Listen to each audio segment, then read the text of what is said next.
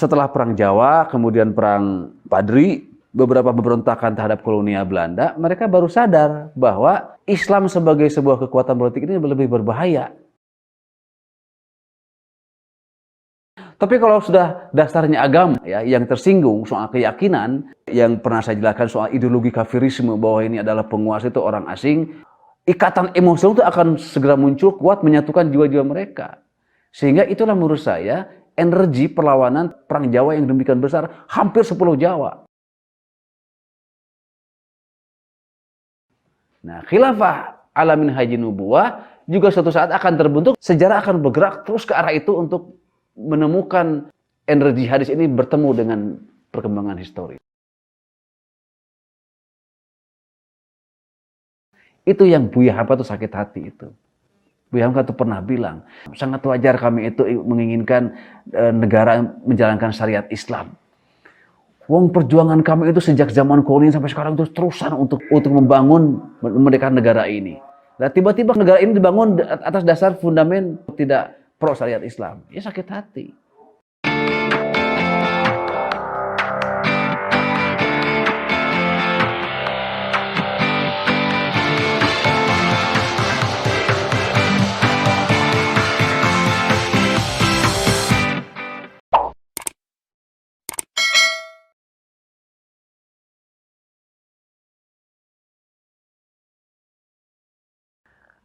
Hubungan itu bisa banyak ya, bisa politik, ekonomi, bisa struktural, agama, ya, psikologi dan sebagainya. Semuanya ada. Politik sudah jelas ya, ada bantuan militer ya, lalu ada hubungan diplomasi. Kan hubungan diplomatik itu politik gitu.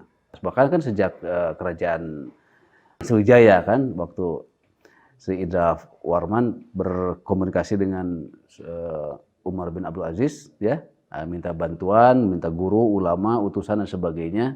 Itu materinya agama tapi hubungannya diplomatik. Artinya itu politik. Kesininya kan abad 18, 19 banyak bantuan atau kerjasama militer ya, atau pengakuan bentuk kehilafahan, itu sudah politik gitu. Jadi politik jelas ada. Cuma di politik itu bukan berarti bantuan konkret dan jelas, misalnya Turki Utsmani membantu militer yang banyak ya, dengan dana yang banyak untuk mengusir atau melawan misalnya Portugis atau Belanda ya, kan tidak begitu. Tapi di beberapa kesultanan kan ada peninggalan-peninggalan meriam ya, yang itu merupakan bantuan dari Turki Utsmani atau model Turki Utsmani, atau seperti di dalam Perang Jawa ada bentuk-bentuk formasi pasukan di Ponorogo yang itu mengikuti gitu dari pola yang ada di Turki Utsmani dengan istilah-istilahnya yang khas itu.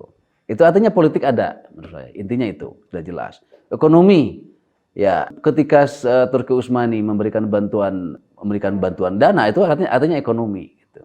Dan mungkin ada hubungan-hubungan perdagangan gitu yang belum banyak digali lah. Tapi kalau perdagangan dalam konteks Asia Tenggara sebagai jalur laut perdagangan sejak abad ke-78 ya, sampai masa kata Anthony Reid, The Religious Revolution abad 16-17, itu jelas itu perdagangan itu ada. Dan itu adalah masa-masa kejayaan kekhilafahan Islam Turki Utsmani. Jadi ekonomi pun pasti ada hubungan antara pusat kekuasaan Turki Utsmani dengan beberapa kerajaan, kesultanan atau negeri-negeri Muslim lainnya. Struktural dalam bentuk sebagai fasal bawahan Turki Utsmani dengan Nusantara, dia membawa langsung beberapa kesultanan, itu mungkin masih debatable ya. Tapi yang kita lihat misalnya ada pengakuan kesultanan Turki Utsmani itu adalah atasannya, kemudian sebagai pelindung dunia Islam, kemudian Aceh, kemudian Riau ya, Palembang juga menyatakan pengakuannya kepada Turki Utsmani sebagai pelindung mereka, sebagai atasan mereka. Itu artinya struktural juga gitu. Cuma bukan struktural langsung dalam pengertian itu bawahan dan dikomandai oleh Turki Utsmani, tapi sebagai struktur bahwa kesultanan-kesultanan di Nusantara adalah lokal, mereka adalah pusat. Struktur dalam pengertian begitu kan ada gitu. Nah, terakhir agama, psikologi itu, nah itu yang paling nyata menurut saya. Karena Islam adalah dunia Islam, konsepnya adalah umat, kemudian tidak mengenal asobiah, tidak mengenal regional, tapi sebagai seumat internasional, umat global, diikat oleh kesatuan agama dan keyakinan Islam, maka hubungan satu kekuasaan dan kekuasaan muslim yang lain, hubungan satu kerajaan dengan kerajaan muslim yang lain, pasti itu ada hubungan emosional. Apalagi Turki Utsmani sebagai penguasa dunia Islam, ya, yang puncaknya itu abad 17-18, itu pasti ada gitu. Dan kita sekarang melihat sudah mulai bermunculan jejak-jejak lokal dan regional yang ditemukan adanya hubungan antara kekhilafan Turki Utsmani dengan beberapa kesultanan Nusantara. Pengakuan, kemudian surat-surat, kan begitu, ya. Kemudian tentara, kerjasama dan sebagainya. Artinya itu semuanya ada. Apalagi agama. Kalau agama itu kan pengakuan bahwa Turki Utsmani adalah pelindung dunia Islam, kekhilafahan Islam yang masih ada, dan seluruh masyarakat atau umat Islam di dunia ini mengakui mereka sebagai pusat kekuasaan Islam, sebagai pelindung. Apalagi abad 17-18 sampai 19 adalah masa-masanya kolonialisme Eropa ke berbagai negara Muslim. Jadi menghayati Turki Utsmani itu betul-betul sebagai sebuah pelindungan kekuasaan politik yang sangat diharapkan gitu. Dan itu juga diakui dan dilakukan oleh sebagian dan banyak sekali dari kesultanan muslim di Nusantara. Saya kira begitu.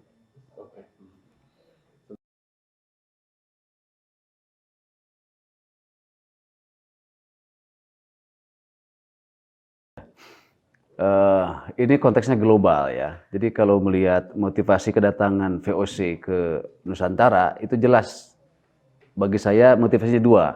Pertama, yang dikenal oleh dunia tentang 3G itu, doktrin 3G ya, gold, glory dan gospel. Gold itu mencari rempah-rempah, kekayaan ekonomi di berbagai negara ya, untuk diangkut kemudian bahkan dieksploitasi untuk kekayaan Eropa, kan gitu, bangsa-bangsa Eropa. Kemudian glory, kekuasaan politik.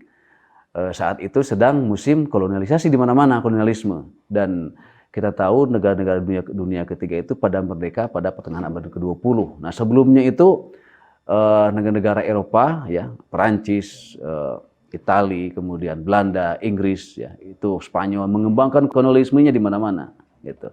Nah, Indonesia atau Nusantara saat itu adalah diperebutkan juga oleh Portugis kan, Spanyol, Belanda. Kemudian gospel, penginjilan. Jadi kristenisasi tidak bisa dilepaskan dari kolonialisasi. Karena memang Kristen juga masuk ke Nusantara itu kan dikembangkan melalui kolonialisasi, melalui kolonialisme, dibawa oleh kaum penjajah. Gitu. Itu bedanya dengan Islam. Nah, 3G ini kan sebetulnya berlaku internasional, gitu ya, di mana-mana bahwa intervensi negara-negara Eropa ke negara-negara Muslim itu karena 3G itu. Ini sudah jadi aksioma lah yang disepakati bersama. Nah, lalu mengapa Nusantara? Ya, Nusantara sudah diketahui oleh dunia saat itu sebagai negeri Muslim yang subur makmur oleh rempah-rempahnya. Ya, pertama lautnya sangat kaya, yang kedua rempah-rempahnya sangat khas, ya, dan itu yang mengundang mereka untuk datang ke Nusantara. Mencoba menguji nasib lah, berdagang, mencari kekayaan alam, kemudian berbarter, bertransaksi, intinya mengembangkan ekonomi mereka. Bahkan ada kisah yang lucu tentang rempah-rempah ini, seperti kisah Haji Agus Salim ya, pada saat diundang oleh Ratu Betik yang kedua, datang ke sana, lalu katanya dalam sambutan di sebuah tenda besar itu, orang heboh tiba-tiba oleh aroma tembakau yang menyebar di ruangan itu, dan mereka tertarik dari mana sumbernya, dicari-cari. Agus Salim sedang merokok di ujung ruangan itu, lalu ditanya, "Anda ini rokok apa, tembakau apa, luar biasa wanginya memenuhi ruangan ini." Tertarik mereka. Lalu katanya Agus Salim dengan percaya diri menjawab sambil menjentikan rokoknya, "Inilah yang membuat kalian semua datang ke negeri kami Nusantara untuk mengambil dan menguras kekayaan alamnya." Artinya rempah-rempahnya yang luar biasa, tembakau gitu ya. Gitu. Udah tahu semua lah itu soal lada ya, soal cengkeh, soal tembakau, soal macam-macam rempah-rempah yang mengundang dunia, terutama Eropa saat itu yang sedang memang naik untuk menjadi penguasa dunia, mencari sumber-sumber kekayaan alam, dan Asia Tenggara adalah salah satu tempatnya yang menggiurkan. Itulah makanya ketika datang pertama kali 1596 ya, pasukan Cornelis de Houtman datang ke Banten yang kemudian tewas di ujung pisaunya Ratu Aceh Mahalawati ya. Itu yang luar biasa tuh kisah heroismenya. Lalu setelah itu kan kemudian karena datangnya ya dia dengan puluhan kapal, sebagiannya bisa kembali ke Belanda, menginformasikan tentang kekayaan Nusantara, juga ramainya pelabuhan Banten, kemudian Cirebon, Aceh, Malaka dan sebagainya. Ya, akhirnya datang lagi pasukan-pasukan selanjutnya ke sini sampai terus mereka kemudian mendirikan VOC. Kan itu awalnya itu ya sebagai perusahaan dagang gitu. Dan karena mereka berkompetisi dengan perusahaan-perusahaan lokal ya yang tradisional, tidak semaju seperti di Eropa, baik dari kapalnya, kemudian peralatan teknologinya, senjatanya dan sebagainya. Akhirnya ya lama-kelamaan VOC terus mengalami penguatan-penguatan dan perlawanan dari beberapa kerajaan kesultanan, tapi ya sedikit-sedikit banyak yang bisa ditaklukkan. Walaupun akhirnya pada abad 20, abad 19 akhir tidak semuanya juga ya seperti Aceh dan yang lainnya. Tapi itulah motivasi awal datang VOC ke Nusantara menurut saya. Gitu.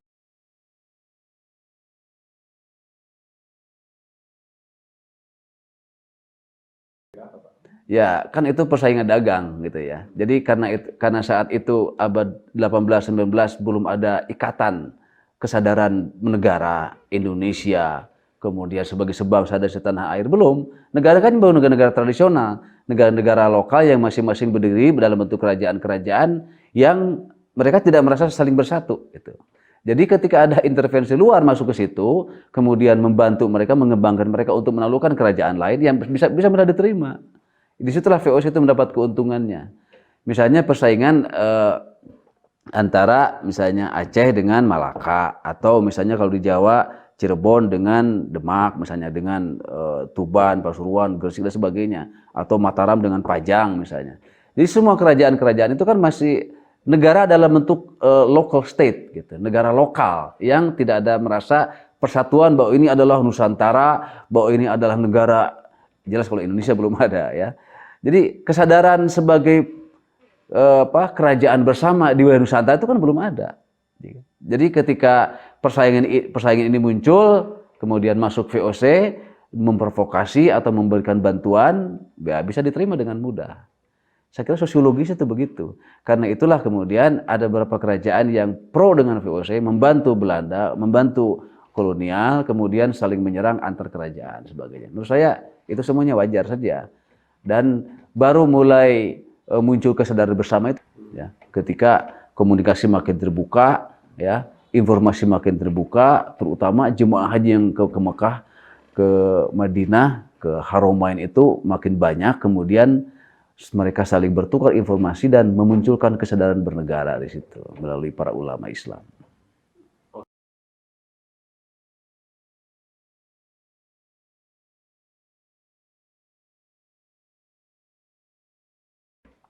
Bisa berbagai aspek ya, tapi kalau yang paling jelas menurut saya, yang paling disadari itu oleh Sultan Agung misalnya dari Mataram, atau Sultan Ageng Tirtayasa dari Banten, dan seluruh sebetulnya kerajaan lokal yang lainnya, kan difahami bersama bahwa VOC ini adalah komunitas asing ya. Mereka tuh orang asing yang ada di Asia Tenggara, yang ada di Kepulauan Nusantara. Pertama dari fisik, mereka bule, rambut pirang, hidung mancung, bahasa asing. Agama jelas Kristen, bukan Islam. Nah, itu pasti menimbulkan bekas psikologis dalam diri mereka, ya, persepsi, definisi bahwa mereka adalah orang asing. Itu pertama. Yang kedua, mereka berkuasa, memiliki kemampuan-kemampuan lebih, terutama dalam bidang teknologi dan perdagangan. Itu kemudian ketika mereka membuktikan dirinya VOC berpengaruh di banyak kerajaan, bahkan banyakkan menaklukkan, artinya kan VOC menjadi ancaman bagi ekonomi regional gitulah. Menjadi ancaman bagi keberlangsungan ekonomi dan kehidupan para kesultanan kan gitu. Termasuk saat itu di Jawa kesultanan yang paling besar, yang paling berpengaruh adalah Mataram. Mataram sedang mengembangkan kekuasaannya hampir 10 Jawa, semuanya bisa ditaklukkan kecuali Banten dan Cirebon ya. Dan melihat nih VOC berbahaya sebagai sebuah kekuatan asing dan ekonomi Nah, makanya serangan itu dilakukan dengan berbagai cerita sejarahnya, termasuk juga Sultan Ageng dari Banten. Kalau saya melihat motivasinya itu aja, menghambat pengaruh meluasnya kekuasaan VOC. Sebagai apa? Satu sebagai komunitas perdagangan, yang kedua sebagai orang asing yang agamanya juga asing, yaitu Kristen gitu. Jadi psikologi itu menguat ya dan mengisi kesadaran semua kerajaan dan kesultanan yang akhirnya kemudian melakukan perlawanan. Gitu. Ini nanti ada pola yang sama yang ingin saya jelaskan dengan soal pemberontakan Perang Jawa ya. Nanti ada ini. Ya, jadi kesadaran itulah ya. Pertama orang asing, yang kedua ekonomi yang semakin mendominasi, yang ketiga agama karena di masyarakat muslim abad 17 dan 19 sudah muslim mayoritasnya.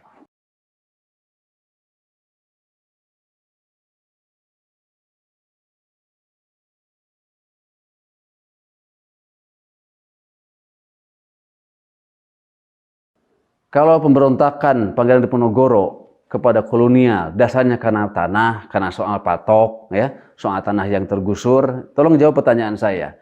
Apakah soal patok tanah bisa melibatkan emosi, ya, kemudian partisipasi, pembelaan dan persatuan rasa seluruh Jawa untuk melawan bersama pemberontak kolonial Belanda? Dan persoalan tanah, ekonomi, tidak akan itu, tidak akan mengundang kebersamaan dan ikatan emosional yang sangat kuat dari umat yang demikian banyak kalau persoalannya hanya soal tanah, hanya soal patok yang tergusur. Kan seperti kita sekarang lah, yaitu itu urusan kamu, itu urusan ente, soal ekonominya udah masing-masing aja. Soal ekonomi dunia sebelum saya bakal begitu.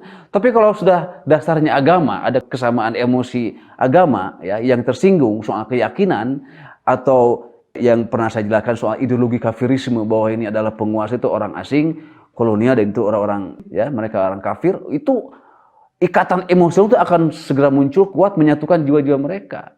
Sehingga itulah menurut saya energi perlawanan terhadap perang Jawa yang demikian besar, hampir 10 Jawa gitu. Jadi analisis psikologi massa itu tak masuk ya dan tak mungkin persoalannya adalah tanah yang tergusur atau materi gitu, duniawi. Itu persoalannya pasti sesuatu yang lebih bernilai. Keyakinan, ideologi, atau agama. Itu. Jadi di mata saya, soal patok yang dicabut atau tanah yang tergusur itu tak menjelaskan perang Jawa gitu.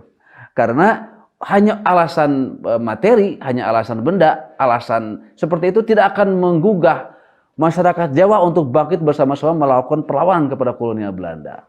Pasti ada ideologi yang lebih kuat, yang lebih berpengaruh, yang lebih penting dalam kesadaran masyarakat Jawa, Muslim, apa? Pasti itu keyakinan, kemudian ideologi Islam dan memandang Belanda sebagai penguasa asing yang non-Muslim, yang Kristen. Di situ sebetulnya ideologinya.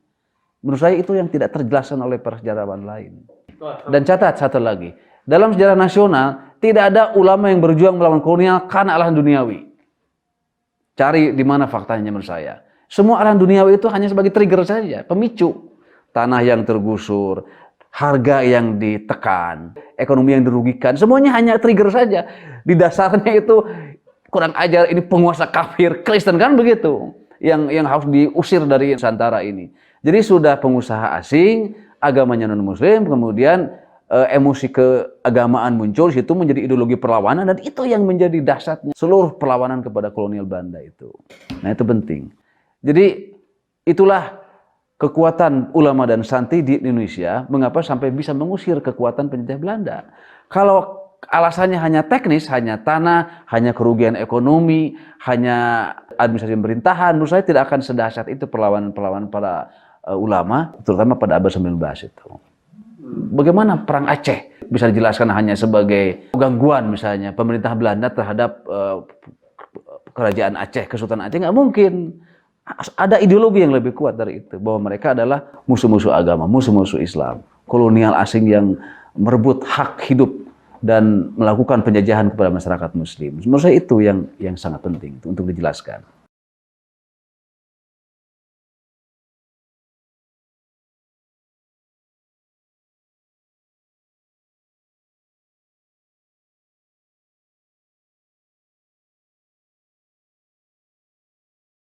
Kita lihat mindset sajalah, psikologi masa abad 19 gitu ya. yang pada saat itu Turki Utsmani masih berkuasa, ya. Kemudian baru awal abad 20 dia mengalami keruntuhannya. Nah, saat itu abad 19, ya, dunia Islam memiliki satu institusi kekhilafahan, yaitu Turki Utsmani, ya, yang mengalami puncak kejayaannya kan abad 17 tuh. 18 masih kuat, 19 masih kuat juga tapi sudah mulai agak melemah, banyak intervensi asing, baru di akhir abad 20 semakin melemah. Nah, Pangeran Diponegoro, ya, dan seluruh kerajaan-kerajaan Islam atau kesultanan-kesultanan Islam yang ada di Nusantara itu tidak akan lepas dari pengetahuan tentang adanya penguasa Islam itu. Kan begitu, ya. Makanya ada beberapa fakta misalnya bahwa perang Diponegoro dalam pengaturan pasukan itu mengikuti pola-pola dari Turki Utsmani, ya. Kemudian misalnya dalam National Geographic tuh yang pernah saya baca itu, Laskar Diponegoro itu memakai nama-nama Turki Utsmani, yakni Bulkiya, ya, Burjumu'ah, ya. Kemudian Turkiya, Harkiya, Larban, Pinilih dan sebagainya sebagai pola-pola pengaturan pasukan yang dilakukan oleh Diponegoro dalam Perang Jawa. Nah, itu kan berarti pengaruh itu ada, gitu. Laskarnya mereka bersorban, kan sorban itu bukan pakaian Jawa, gitu, ya. Kemudian Diponegoro itu katanya rambutnya digundul tuh di balik sorban khasnya itu, ya. Kemudian nama-nama pasukan seperti infanteri, kavaleri, artileri, pionir, sebagainya, yang itu katanya merupakan khas dari pola-pola yang dikembangkan Turki Utsmani yang diikuti oleh Pangeran Diponegoro. Artinya, ya, nih, pengaruh itu ada, gitu. Menandakan hubungan Nusantara dengan kekhalifahan Islam Turki Utsmani itu ada, gitu. Cuma tidak langsung, gitu. Jadi Peter Carey pun itu mengakui hubungan itu semuanya ada. Faktanya kuat dan beliau juga mengakui. Cuma yang tidak dia akui itu adalah hubungan berdasarkan arsip bahwa kesultanan Turki Utsmani itu bukan bawahan langsung yang dikomandoi, yang dikontrol oleh khalifah di Turki Utsmani. Itu yang dia tidak akui. Itu menurut saya itu benar kalau begitu, gitu. Jadi tak akan seorang pun lah bisa menolak adanya jejak-jejak hubungan, ya, penguasa Islam di Turki Utsmani dengan seluruh berbagai bangsa-bangsa Muslim termasuk di Nusantara, gitu. Itu sudah berulang kali saya jelaskan, itu pasti hubungan itu ada. Seperti halnya sekarang hubungan Amerika, gitu ya, atau Cina ke berbagai negara lain itu pasti ada, gitu. Luar biasa kan, apalagi sekarang oleh efektifnya pengaruh teknologi, gitu ya. Nah, dulu juga sama, ya, karena history itu repeat itself.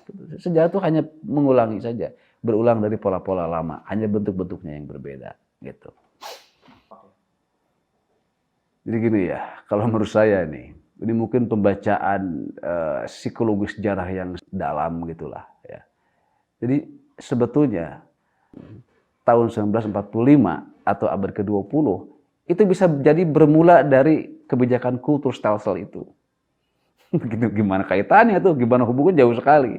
Begini, kultur stelsel itu kan tadi dasarnya karena bangkrutnya pemerintah Belanda, ya. Ketika habis dananya terkuras melawan Perang Jawa dan juga satu lagi perang melawan Belgia. Belgia itu dulu ada di pengaruh Belanda, kemudian dia memerdekakan diri, ya, memberontak. Kemudian itu sama tuh 1930. Lalu Perang Jawa. Perang Jawa itu kan menguras habis dana yang dimiliki oleh pemerintah kolonial, bahkan sampai berhutang 30 apalah plovin apa itu istilahnya, ya, yang mungkin di atas gulden gitu. Jadi itu yang menghabiskan dana, kemudian muncul kebijakan untuk mengenjot kembali ekonomi kolonial agar menguat kembali dengan cara kultur stelsel, yaitu melakukan tanam paksa kepada masyarakat Hindia Belanda agar menanam pohon-pohon yang produktif dijual dan untuk diekspor, kopi, lada, kemudian cengkeh, gula dan lain-lain lah. Belanda memang kemudian mengalami kemajuan ekonomi yang pesat lagi, ya. Ekonominya menguat lagi setelah melakukan kebijakan kultur stelsel itu. Tapi rakyatnya menderita, kan gitu. Rakyat Hindia Belanda menderita luar biasa, yang itu kemudian juga mengundang mereka untuk bersimpati kan akhirnya. Jadi mereka ada juga lah rasa sisi kemanusiaannya. Kita menguasai mereka, kemudian ekonomi meningkat, pemerintah kolonial menguat lagi Belanda, tapi rakyat Indonesia kasihan sekali, menderita sekali. Nah, udahlah kita rubah kebijakan kita sudah cukup, lalu kita dirikan etik politik itu. Muncullah politik etis. Politik etis itu kemudian memberikan ruang yang lebih besar kepada penduduk pribumi untuk merasakan hak-hak mereka sebagai warga negara. Hidup layak, pendidikan, irigasi, kan begitu, ekonomi dikembangkan. Akhirnya kemudian mengalami perbaikan pendidikan, generasi berubah. Terus kemudian sebagian dari penduduk pribumi yang golongan bangsawannya disekolahkan khusus di sekolah-sekolah yang lebih elit, kan gitu, ya.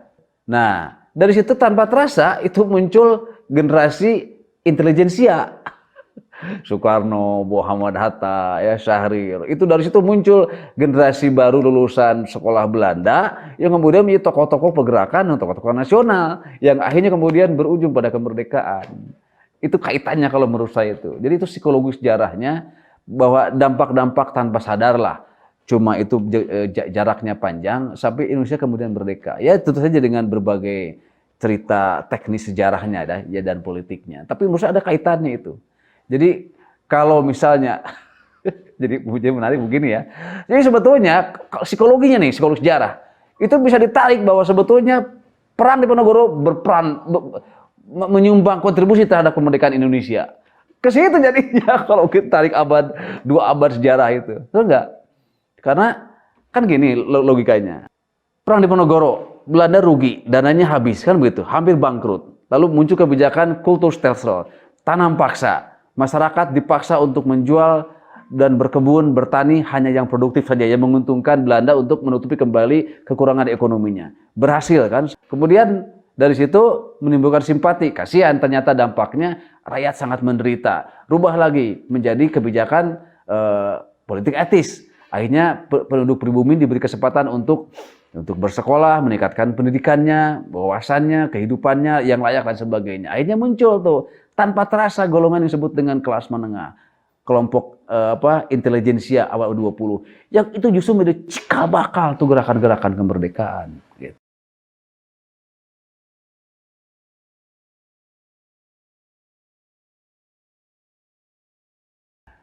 Kalau Islam di mata kolonial saat itu, Islam yang dilihat oleh kolonialisme Belanda di Nusantara ya sebagai anutan keagamaan masyarakat aja seperti biasa gitu. Dan itu mereka tidak banyak tahu tentang Islam itu apa, kan begitu ya. Nah, baru ketika ada setelah perang Jawa, kemudian perang Padri, beberapa pemberontakan terhadap kolonial Belanda, mereka baru sadar bahwa Islam sebagai sebuah kekuatan politik ini lebih berbahaya. Ya, itu yang bahayanya dari Islam. Kalau Islam sebagai sebuah ibadah, sebagai sebuah ritual, sebagai sebuah pengajian, baca Quran, itu tidak terlalu masalah. Kemudian haji. Nah, haji juga dilihat aspek politiknya oleh kolonial itu diawasi, makanya muncul ordonansi haji, gitu kan. Jadi penglihatan mereka terhadap Islam hanya sebagai sebuah agama biasa saja. Karena itulah ketika mereka datang ke Nusantara, Islam hanya bagian dari pengamalan penduduk pribumi, tapi bukan masalah, gitu. Sampai VOC terus makin kuat menaklukkan, ya, mengokupasi banyak kesultanan. Nah, baru dirasakan sebagai sebuah kekuatan yang berbahaya ternyata ketika banyak pemberontakan yang terjadi yang didasari oleh agama. Perang Jawa, perang Padri sebelumnya, ya, kemudian awal-awal perang Aceh dan abad 19 yang banyak sekali itu. Jadi itulah yang memunculkan kemudian Snuk-Rugronya membuat kebijakan untuk hati-hati pada Islam sebagai kekuatan politik, gitu. Jadi jangan dibiarkan mereka mengekspresikan dirinya secara politik karena itu yang membahayakan pemerintahan kolonial. Jadi kalau agama sebagai ibadah, sebagai fikih, sebagai tradisi, sebagai pengajian, nggak ada masalah. Itu soal Islamnya, ya, gitu. Yang kedua, pandangan kolonial tentang Islam itu sebagai sebuah keunikan, ya, agama lokal yang tidak banyak mereka tahui, gitu. Jadi eksotis saja. Itu beberapa orientalis yang sangat tertarik dengan Islam sebagai sebuah eksotisme timur, gitulah. Jadi sebagai sebuah daya tarik budaya aja, gitu, yang didasari oleh agama, gitu. Tapi itu tidak berpengaruh kepada kolonial Belanda. Nah, soal khilafah, tentu saja saat itu sebagai penguasa dunia, sebagai kekuasaan Islam yang berpusat di Turki Utsmani, khilafah dilihat oleh oleh kolonial Belanda sebagai kekuatan Islam, tapi itu kan di Timur Tengah, gitu. Jadi sedangkan kekuasaan yang ada di Asia Tenggara, Nusantara adalah kekuasaan-kekuasaan lokal yang berdiri sendiri-sendiri dalam bentuk kesultanan masing-masing. Gitu. Jadi dia merasa aman untuk menguasai dan mencaplok berbagai banyak kesultanan itu, dan baru sadar kalau di antara mereka ada yang punya hubungan dengan Turki Utsmani, misalnya Aceh. Makanya ketika Aceh minta bantuan, ya, atau kesultanan yang lain, baru mereka kaget gitu. Kolonial itu ternyata dunia Islam itu punya kesadaran yang sangat kuat dalam kesamaan beragama, dalam kesadaran umat, ya, dalam kesatuan umat di bawah bendera Islam, gitulah, gitu kira-kira.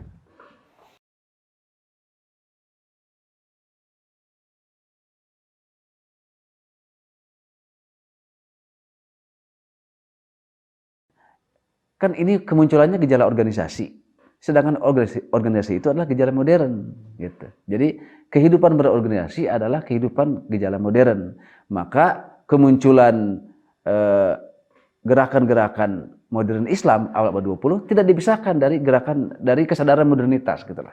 Tentang hidup yang semakin teratur lah, tertib melalui organisasi. Makanya gerakan itu muncul. Kan kalau zaman kerajaan itu belum ada kesadaran berorganisasi itu. Organisasi itu pasti kesadaran modern.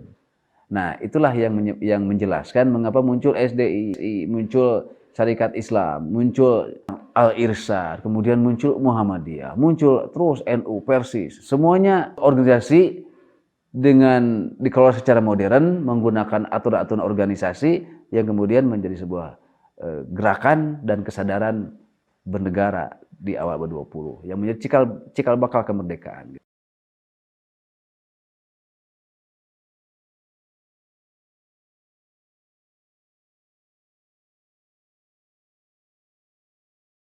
Walaupun Islam di Nusantara dan kesultanan bukan bagian langsung dari khilafah Islamiyah, ya, tapi kan mereka mengetahui bahwa dunia Islam saat itu memiliki satu kekuasaan pusatnya, yaitu Turki Utsmani sebagai kelanjutan dari Abbasiyah, kan begitu. Nah, itu semuanya tahu gitu di seluruh dunia Islam itu bahwa umat ini memiliki kekuasaan pusat di Turki Utsmani. Dan mereka secara psikologis merasa memiliki, ada kebanggaan, ya. Tapi karena jarak yang jauh, tidak terjalin relasi yang kuat, begitulah. Seperti Turki Utsmani atau kekhilafan Islam itu dengan berbagai negara yang dekatnya, sekitar segitu, negara-negara tetangganya, gitu. Nah, ini Asia Tenggara itu sebagai sebuah wilayah yang sangat jauh, remote area, ya, yang saat itu juga teknologi belum semaju sekarang. Jadi hubungannya tidak intensif, gitu. Tapi pengetahuan itu ada, pengakuan itu ada, kebanggaan itu ada, kan begitu. Bahwa dunia Islam sedang berjaya dan Islam memiliki kekuasaan global yang menjadi kebanggaan mereka itu Turki Utsmani. Makanya ketika runtuh pun mereka kehilangan, gitu. Itu soal emosi dan soal rasa kepemilikan. Kehilangan, buktinya apa? Muncullah ketika pembubaran itu di Nusantara muncul Komite Khilafah itu yang diusahakan oleh tokoh-tokoh NU, tokoh-tokoh Muhammadiyah, SI, ya. Itu ada Hos Cokro Aminoto, Wahab Hasbullah, bahkan Hashim Asy'ari, kemudian dari Muhammadiyah juga. Semuanya merasa kehilangan. Kehilangan atas apa? Ya, menurut saya tidak logis kalau tidak merasa kehilangan, ya. Jadi kebanggaan terhadap kepemilikan khilafah Islamnya tiba-tiba runtuh oleh kekuasaan Eropa, kan gitu, oleh Inggris jatuhnya itu. Nah, komitmen mereka, rasa memiliki mereka itu ditunjukkan, ya, dengan dibentuknya Komite Khilafah itu, yang kemudian diutuslah utusan ke Arab Saudi untuk mengikuti konferensinya. Lalu ada pertemuan-pertemuan yang berusaha untuk mendirikan kembali, untuk menggalang kembali kekuatan khilafah yang sudah runtuh itu. Tapi karena peta dunia sudah lemah, ya, dan Turki Utsmani sudah tidak lagi mungkin dibangun kekuatannya, ya akhirnya semuanya gagal, gitu. Tapi reaksi itu menunjukkan, itu pertama hubungan itu kuat, ya, psikologinya itu kuat, relasinya itu ada, gitu. Dan itu menurut saya yang dirasakan oleh umat Islam di seluruh dunia, gitu.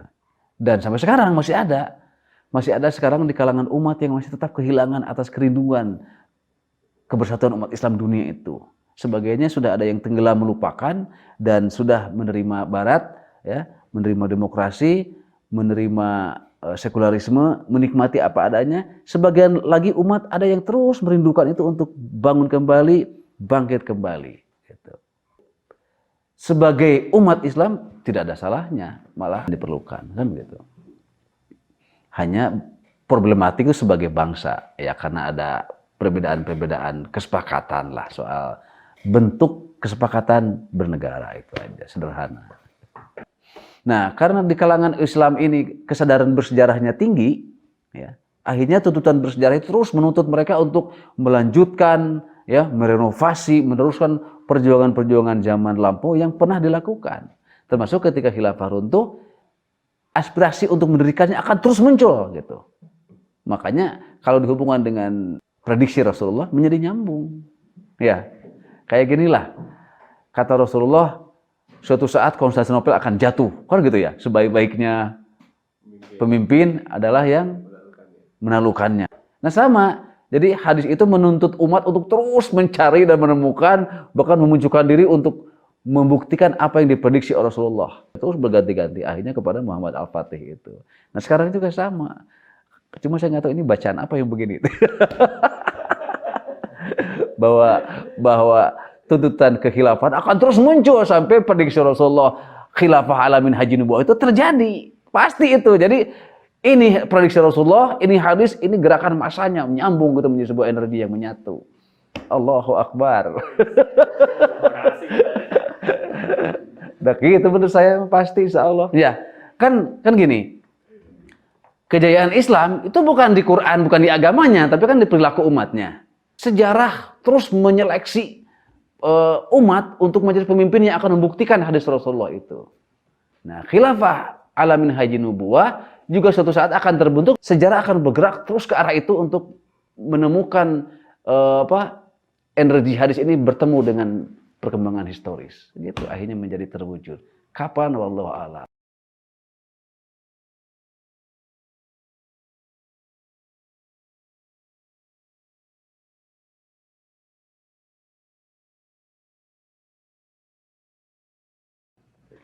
Ya, itu polemik yang tidak akan pernah berkesudahan dan tidak akan pernah hilang dari goresan luka umat Islam. Ya. Kita bayangkan begini, umat Islam sangat yakin dan memang secara historis terbukti faktanya, sangat faktual bahwa yang banyak memberikan peran terhadap pengusiran penjajah kolonial, pemberontakan kepada Belanda, kemudian sampai merdeka adalah kalangan umat Islam. Ya wajar sebagai mayoritas sebetulnya, tidak perlu diyakinkan amat, karena umat Islam memang mayoritas. Ditambah lagi memang dengan banyaknya sosok-sosok ulama yang menjadi pemimpin pemberontakan itu, pemimpin perlawanan itu, dengan ideologi anti kafirismenya itu, bahwa mereka adalah orang asing, orang kafir yang menguasai penduduk pribumi yang muslim, kan begitu. Nah, lalu peperangan, ya, demi peperangan terus dikobarkan oleh para ulama dan para santri untuk mengusir penjajah kolonial dari bumi Nusantara. Kan gitu. Terus awal abad 20 ya muncul kesadaran organisasi modern yang semuanya itu orang-orang Islam, komunitas Islam, tokoh-tokoh Islam dari SDI ya kemudian jadi SII, kemudian jadi NU Muhammadiyah Al-Irsad, kan gitu. Persis semuanya organisasi keislaman yang kemudian nanti menjadi energi dan penguatan terhadap gerakan kemerdekaan. Nah, bayangkan dari jejak panjang sejarah itu, ketika merdeka, tiba-tiba Indonesia harus didirikan di atas fondasi negara sekuler. Logis sederhananya, ridho enggak? Itu yang Buya Hamka tuh sakit hati itu. Buya Hamka tuh pernah bilang, sangat wajar kami ingin menginginkan negara Islam. Sangat wajar kami itu menginginkan negara menjalankan syariat Islam. Wong perjuangan kami itu sejak zaman kolonial sampai sekarang terus terusan untuk membangun memerdekakan negara ini. Nah, tiba-tiba negara ini dibangun atas dasar fundamen nasionalisme atau negara modern atau tidak pro syariat Islam. Ya sakit hati. Gitu. Pencoretan 7 kata Piagam Jakarta itu kan sampai sekarang itu tidak jelas siapa komunitasnya. Ya enggak? Lalu oleh Bung Hatta diterima ide itu, kemudian didiskusikan lagi, diobrolkan lagi, akhirnya terus mempengaruhi beberapa orang, akhirnya semuanya sepakat nerima. Kecuali tinggal satu orang, Ki Bagus Hadikusumo. dia stres, dia bingung, bolak-balik mikir terima jangan, terima jangan, terima jangan. Semua orang tinggal mengharapkan beliau yang satu orang karena dia sosok Muhammadiyah yang paling berpengaruh. Saya nggak tahu apakah melalui sholat istikharah atau tidak. Ujungnya sudahlah pasrah diterima, akhirnya 7 kata yang menjadi landasan legal umat Islam melaksanakan syariat Islam dicoret dari undang-undang konstitusi. Bayangkan tuh sakit hatinya umat Islam saat itu yang menghayati, ya. Tapi ada juga yang merasa lega, ada yang merasa berbahagia, ada yang merasa beruntung dan sebagainya. Tapi maksud saya, bentangan sejarah perjuangan Islam yang demikian panjang, ya, mengusir penjajah kolonial, membangun harga diri, kemudian jiwa rakyat, ya, korban manusia beribuan untuk sampai kepada kemerdekaan, yang ujungnya kemudian merdeka tidak jadi melaksanakan cita-cita kaum muslimin, yaitu berpemerintahan dengan menjalankan syariat Islam. Nah, dari penjelasan ini maksud saya, ya, goresan psikologis itu gak akan hilang. Gitu. Makanya setelah Pancasila tetap aspirasi untuk menggolkan kembali berlakunya syariat Islam terus terjadi sampai sekarang. Oleh partai politik, oleh ormas, oleh tokoh, oleh komunitas. Cuma memang belum kuat lagi karena memang sekularisme dan demokrasi juga makin menguat. Tapi aspirasi ini akan terus muncul. Gitu. Nah, karena dampak psikologisnya ketika negara makin kuat, demokrasi makin kuat, pengaruh makin barat makin kuat, sementara politik Islam terus mengalami reduksi, mengalami penurunan, akhirnya komitmen kepada itu makin berkurang. Itulah yang disesali oleh beberapa tokoh Islam termasuk Bagus Hadikusumo ketika akhirnya harus menerima Pancasila menggantikan Piagam Jakarta. Ketika muncul dari masyarakat lagi, wah itu sudah dianggap sebagai sesuatu yang sangat dosa besar melanggar kesepakatan. Kan itu akhirnya yang banyak disorotnya itu. Sampai sekarang.